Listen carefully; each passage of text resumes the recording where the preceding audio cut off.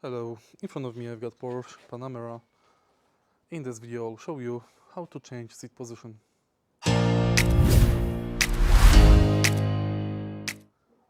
change seat position in your car, take a look at the driver's seat.